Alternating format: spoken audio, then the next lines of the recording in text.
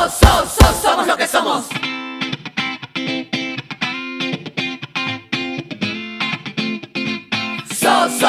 Somos lo que somos. Entre amigos, acá estamos con nuestra secuencia Punto de Quiebre y con nuestro invitado Carlos Crespo, que nos va a comentar sobre las elecciones en Ecuador que se van a realizar el día de mañana. Punto crucial. Están emparejados técnicamente. Me parece que la diferencia es de 4 puntos, ¿no?, entre uno y otro. Carlos, cuéntanos, por favor. Sí, muchísimas gracias. Qué buena oportunidad de conversar. Y venimos conversando ya este último mes y medio.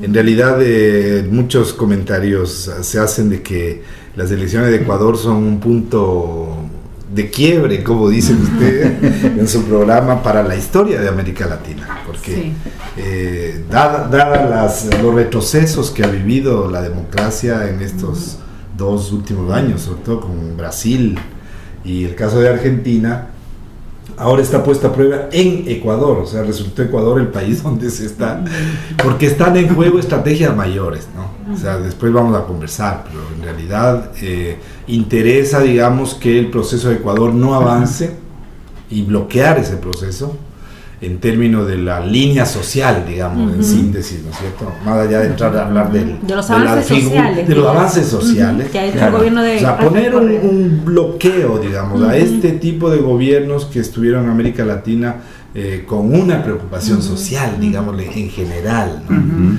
Entonces, se ve claramente, si se ve el panorama general de América Latina, que hay una contención a ese... Y Ecuador representa el punto donde está en juego ese quiebre o la posibilidad de continuidad. ¿Y cómo ves la carrera? ¿Cómo ves la carrera electoral para ver por dónde puede salir la cosa? Está difícil de intuir. Yo veo, digamos, que en síntesis, me parece a mí, estos últimos años he podido comprobar cómo existe realmente un cerco de los medios de comunicación a nivel mundial, porque en realidad no sabes de Ecuador, como me atrevo a decir un poco de Bolivia. Ya, o sea, muy poco. Así es. Entonces, a pesar de logros importantes, ¿no? Porque Bolivia está en azul hace mucho tiempo y ahora ha hecho mucho, ¿no? Sí. Entonces, han declarado que es el que, ¿cómo se llama?, ha avanzado más. Tiene, digamos, muy importantes. 5 o 6% de crecimiento y todo lo demás. Hay organismos técnicos a nivel latinoamericano y mundial que reconocen, pero ni esos datos son. Entonces, y yo lo pongo como contexto, porque cada día compruebo eso. No se conoce, entonces no tienes antecedente. Tal vez vale la pena dar un poco de antecedente. Sí, el diagnóstico actual, el gobierno de Correa, cómo viene Ecuador hasta este momento, cuáles son los cambios importantes que se han hecho. Tal vez en síntesis decir que Ecuador, digamos, vivió durante todo el siglo XX, digamos, bajo un control de los sectores agroexportadores, los que tradicionalmente usufructuaron, digamos, ¿no?, la riqueza de la producción, sobre todo banano, hasta los años 70 en que aparece el petróleo y que se convirtió en la fuente principal, hasta ahora, ¿no? Entonces, a partir de los 70, los militares toman el control de la administración del petróleo y después ceden a fines de los 70 a una democracia. Entonces Ecuador está viviendo una democracia aproximadamente unos 30 años, digamos. O sea, volviendo a desarrollar. Pero ha sido una democracia bien conflictiva, porque en el periodo de los 90 tuvimos inicios del presente siglo, tuvimos como 6 gobiernos continuos que fueron derribados. O sea, la democracia no logró... A puro golpe. A puro golpe. Y en algunos casos la población que se organizó y derrocó a ciertos presidentes. Y todos por corruptos, ¿no? Claro. Totalmente corruptos. Entonces, llega después de todo ese movimiento tan fuerte. Tú mencionabas hace un momento el tema de la crisis. Hay que volver sobre la crisis grande que vivió Ecuador a fines de los 90. Una crisis brutal económica. Llega después de toda esta sucesión de golpes, de caídas de gobierno. La crisis se monta sobre esa desestructuración ya que venía... Exactamente. Y tal vez para sintetizar, en los 90 se habían dado medidas, entre la segunda mitad de los 80 y 90, como en toda América Latina, políticas neoliberales, aunque en Ecuador no llegó a cuajar tan fuertemente como en el caso de otros países, sí se tomaron medidas de eliminar restricciones a los bancos. Y entonces la crisis de fin de los 90 es consecuencia de la eliminación de las restricciones a los bancos. Así es. Porque los banqueros empezaron a hacer lo que llamaron los préstamos cruzados. Entonces utilizaron el fondo de los ahorristas, de la población, para prestarse para sus propios proyectos, sea en el propio, digamos, sacar dinero del exterior, ¿no? El sistema financiero. ¿Qué es el modo de operar general de los bancos? Sí. Entonces llegó un momento en que algunos bancos estaban liquidados, estaban desfinanciados. Entonces el Estado, parecido un poco a la crisis del 2008 en los Estados Unidos, el Estado tiene que pagar, que asumir, porque no es peligrosísimo. No me digas que lo salvaron. Y lo salvaron. El salvataje bancario. Pero lo extraño de esto, y volviendo al tema de las elecciones, es que el ministro coordinador de Economía del gobierno que hace el salvataje bancario, que lleva la gran crisis de Ecuador, es el actual candidato banquero, este señor Lasso. ¿No? Que además tiene un alto porcentaje de intención de voto. Que tiene un porcentaje importante de voto y que vuelve bajo el nombre de El Cambio, que él trae el cambio frente al gobierno del presidente actual Correa, que efectivamente está 10 años en gobierno. Tal vez comentar solamente que Correa también llega al gobierno, entrado ya a la mitad de la primera década de este siglo, con la Revolución Ciudadana, después de una década de luchas contra el neoliberalismo, que es el caso de otros países de América Latina. Entonces ahí hay que reconocer el motor de esas luchas que no permitieron que se instalen las medidas. ¿Y por qué se está apagando ese motor? Porque pareciese que se estuviese apagando, ¿no? Es curioso. Sí, el movimiento indígena fue la fuerza principal, digamos, de las luchas.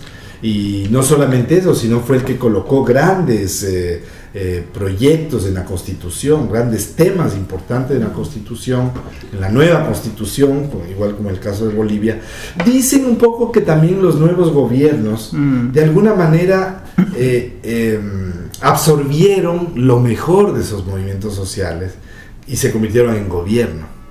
Entonces muchos dirigentes de los movimientos sociales usan la palabra cooptados, ¿no? O sea, fueron cooptados por los gobiernos progresistas y los gobiernos, los movimientos sociales se quedaron un poco vacíos de lucha porque por lo que habían luchado los gobiernos estaban haciéndolo realidad, ¿no? Carlos, yo siento que de repente el elector ecuatoriano está un poco desmemoriado de los logros y aportes de Rafael Correa como presidente, ¿no? 2 veces. ¿Tú podrías de repente resaltar algunas cosas o grandes aportes que ha hecho para Ecuador? Sí, tal vez vale la pena comentar rápidamente, y es que sí hay una cuestión como de saturación, ¿no? En la población sí se puede producir una saturación de un mismo personaje, en este caso Correa, que es un personaje que ha jugado un papel muy fuerte en la política, porque es un dirigente, como comentaba alguien, de personalidades muy fuertes. Entonces él ha entrado directamente a confrontar con la oligarquía, con los medios de comunicación, con lo que ha llamado los poderes fácticos tradicionales en este cambio. Entonces se ha ido convirtiendo como un enemigo de esos sectores, pero esos sectores tienen también los medios de comunicación. Entonces lo van convirtiendo como en la figura el malo, ¿no? Por un lado. Por otro lado, la población misma, una gran mayoría que ha recibido el beneficio social, está votando por él. No, vamos a ver hasta el domingo cómo está, pero las encuestas dan sobre el 50%. O sea, obtuvo su candidato de continuidad, obtuvo, como dijimos, cerca del 40%. Es Lenín Moreno. Lenín Moreno, sí. que fue su vicepresidente en el primer gobierno, una persona muy interesante que trabajó una campaña nacional por los discapacitados. Él mismo tiene discapacidad, ¿no? Entonces ganó el cariño de la gente porque él fue a todos los rincones del país. Entonces ahí hay una cuestión que la población que ha recibido el apoyo está votando por él.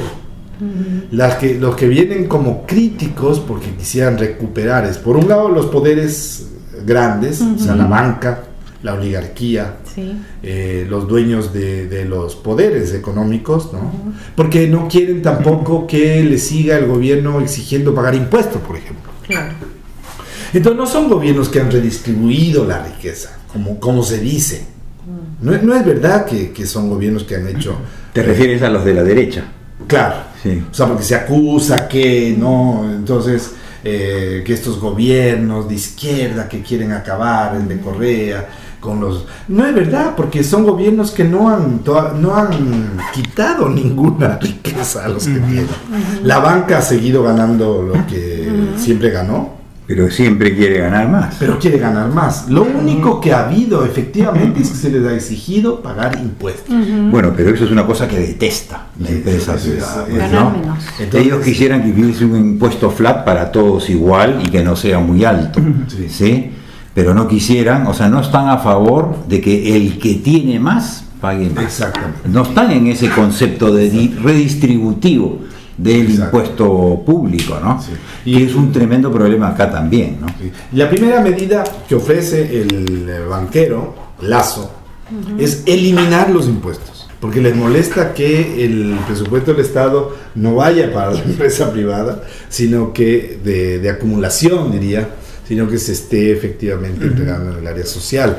Ese es un tema bien fuerte, ¿no? Ese es un tema bien fuerte. Claro, decíamos que en el caso del candidato Lasso, este señor que fue ministro de Economía de la época más crítica, en los 90, propone, digamos, un cambio. El lema de él es el cambio, dice, ¿no? Que es el lema copiado exactamente de la campaña de Macri en Argentina, ¿no? Entonces llama la atención y pega fuerte, y copia de Macri también la campaña de los 1 millón de empleos. 1 millón de empleos. Claro, le preguntan a él cómo va a ser y no responde. Dice, y eso ya vamos a ver después. ¿No? Y muy probablemente cuando suba eso no ocurra, ¿no? Sí, claro. Y sus medidas han sido básicamente, ¿qué ofrece él? Ofrece las AFPs.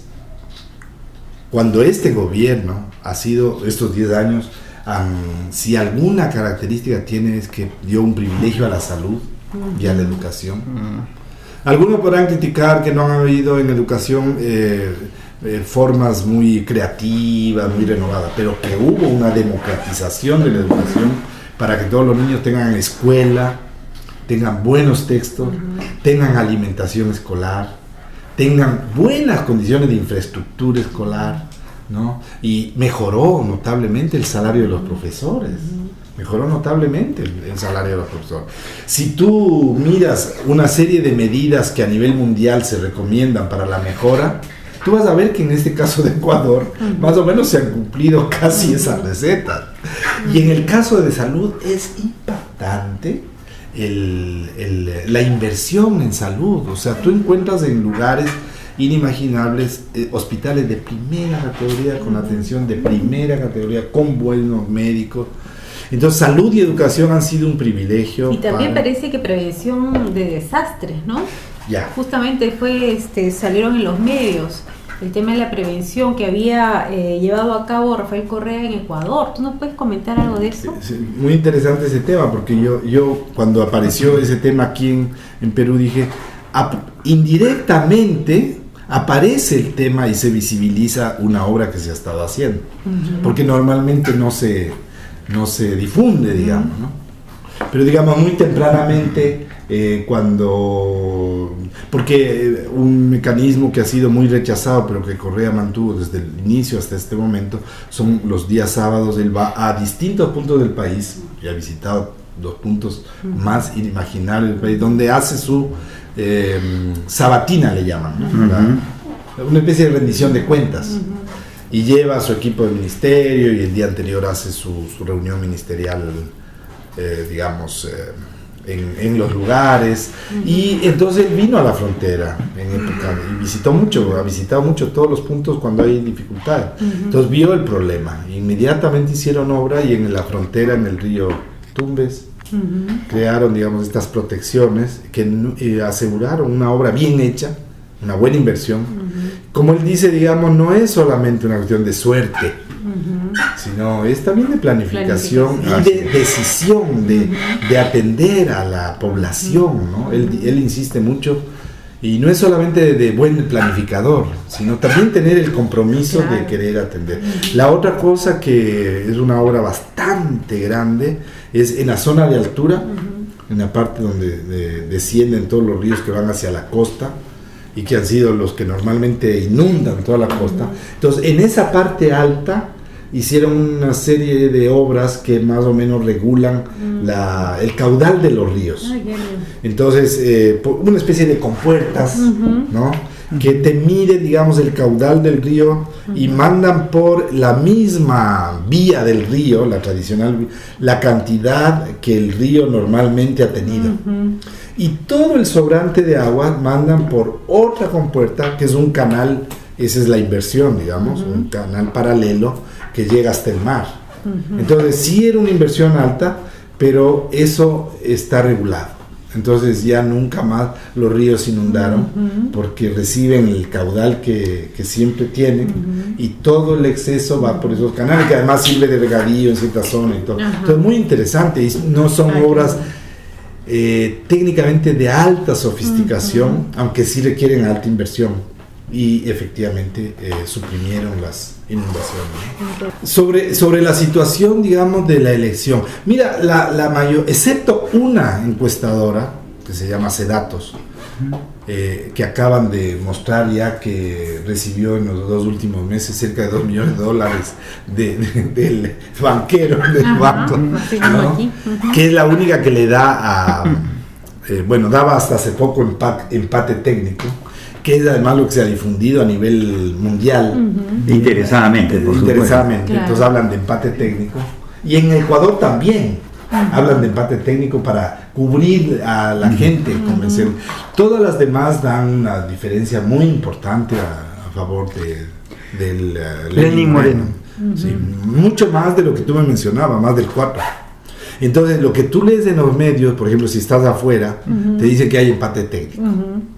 Internamente tiene una función política, porque entonces si después los votos oficiales muestran que hay una ganancia, van a decir que ha habido fraude. Entonces están montando toda una campaña por el fraude también. Y están llamando a la población a las calles a defender, eso mucho en las redes sociales, a defender, a tomarse el tribunal electoral. Pero eso antes de que ocurran las elecciones. Bueno, Claro, lo hicieron en la primera vuelta, el día domingo, cuando ¿Y crees que lo están preparando para la segunda?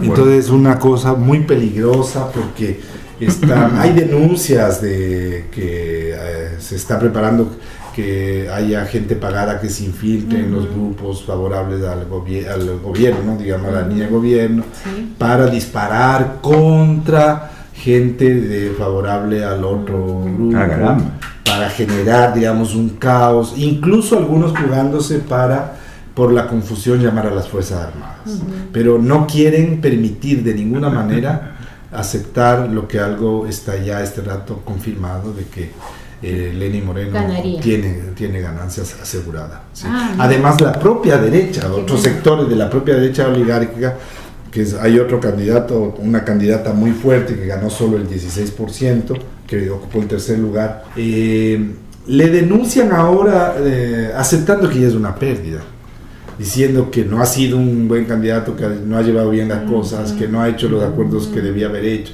O sea, dentro de la derecha mismo ya lo están, claro, lo tienen tapado, pero no han podido tapar. ¿Y tú crees que le permita a Lenín Moreno, si es que gana, ¿cómo se llama?, hacer tranquilamente su gobierno, su política? ¿O hay riesgo de golpe de nuevo y se vuelve a resurgir el pasado golpista de Ecuador? Yo Ecuador? estaba pensando en eso, ¿no? O sea, que si se llegara, digamos, a dejar que Lenín Moreno ocupe, las condiciones van a ser bastante complejas, porque va a haber mucha violencia. O sea, llega un momento en que ya la vía es la violencia, ¿no? Sí. O sea, usan ya la violencia. Cada vez más groseras, ¿no? Sí. En el contexto que algo conversábamos también de los intereses de Estados Unidos por recuperar su espacio perdido en América Latina, dentro de eso el contexto del negocio de armas, ¿no? Así es la vía que les da más ingreso, digamos, también económico a las transnacionales de las armas. Entonces hay un contexto bastante complejo que vale la pena que todos hagamos conciencia, porque ya no es un problema de Ecuador o de Perú o de Argentina, sino que es un problema de los pueblos que les están ofreciendo ahora una salida que es contraria a la paz, a lo que la gente está queriendo, digamos, ¿no? Así es, pueden ganar a la corta, pero a la larga me parece que igual la conflictividad social subiría nuevamente, ¿no? Sí. Si es que logra el neoliberalismo instalarse en toda Latinoamérica. Sí. Somos lo que somos.